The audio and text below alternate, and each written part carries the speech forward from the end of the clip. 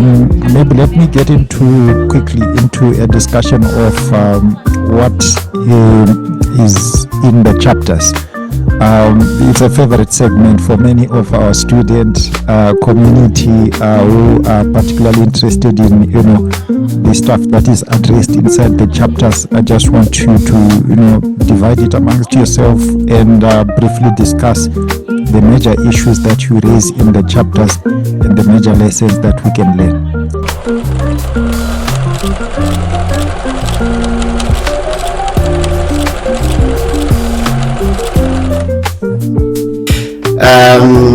I think the way in which we sort of structure the book is that each chapter outlines a particular form or mode of what we term horizontal development, and most of the examples that we draw from are from our own work.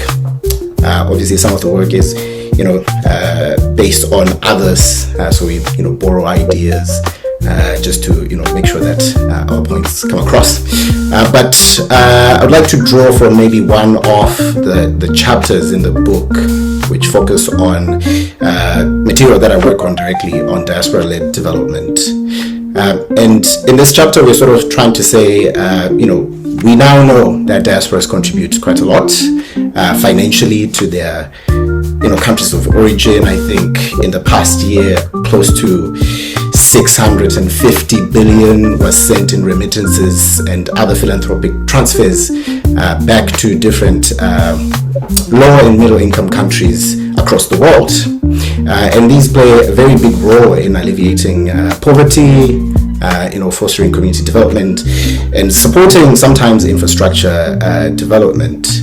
But there are certain aspects of remittances that people don't often discuss. And these are social remittances. So the ideas, the behaviors, or sometimes identities and social capital that circulate during these moments when money is also going around.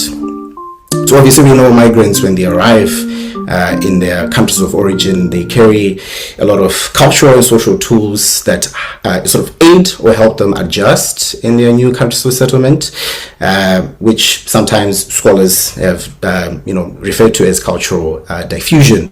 So beyond financial remittances, migrants also transmit ideas and behaviors back to their countries of origin or communities of origin, sort of creating this, if you want, a bi-directional flow of influence. So they share norms, so different values and beliefs. When somebody calls home to say, I've sent, $100, sometimes they might direct how that money is used. So these are sort of the social remittances that we look at. And this happens using various modalities. So you have hometown associations, and these associations that are formed by migrant groups when they arrive in the countries of settlement, and these are usually very specific to particular communities. You have things like transnational civic engagement, and in this chapter we draw from an example of a transnational civic network amongst Zimbabweans based in London. We also have diaspora philanthropy or diaspora humanitarianism. So there are various ways in which these social remittances sort of operate. So in this specific chapter, we draw from the Zimbabwe Citizens Initiative, which is sort of a global network of transnationally active Zimbabweans who are engaged in activism and claims making in their homeland, sort of to challenge the status quo and to level the playing field, the political playing field, as it were. And I think it sort of sounds like it's not important, but given the context of the country, Zimbabwe, what they're doing is actually quite useful. But this group of individuals is basically made up of mostly middle-class people, and so they are sort of better off members of the diaspora. in this country, in the UK, basically. So they support organizations on the ground in Zimbabwe, including social movements. They've worked in the past with human rights organizations.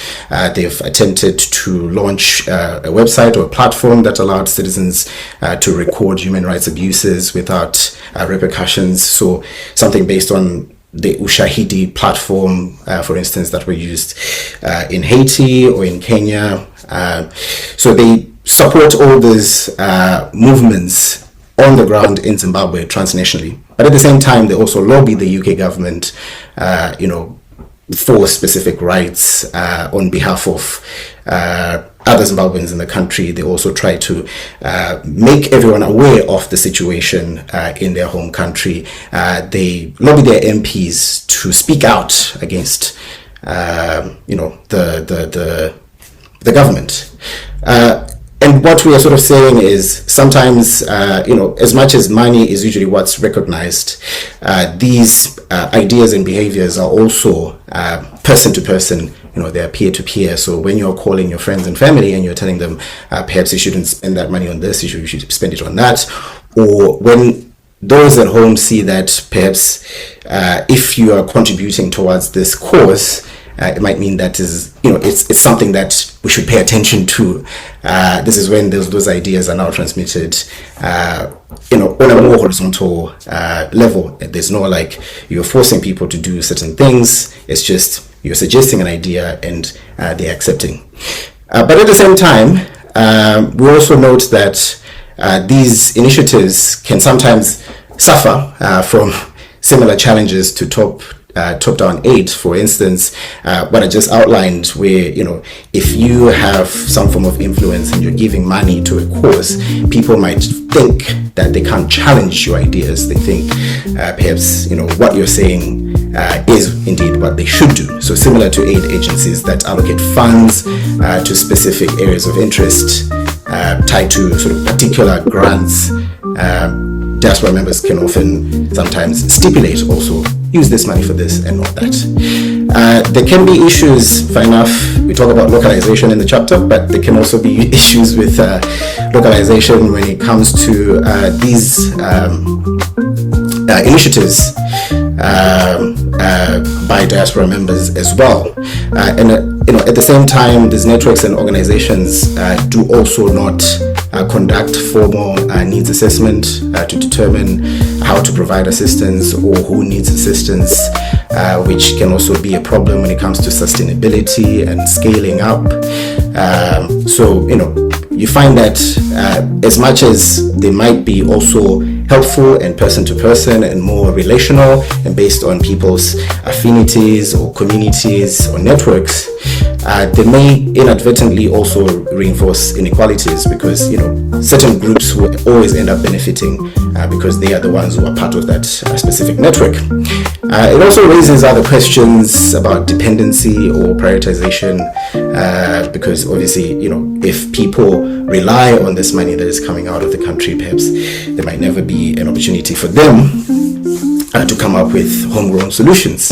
But at the same time, it fosters more personal, or fostered rather by more personal and relational networks, which we argue makes it slightly horizontal, and it also addresses gaps left by international aid and local governments in sort of alleviating some of the poverty, suffering, and the like within these particular communities.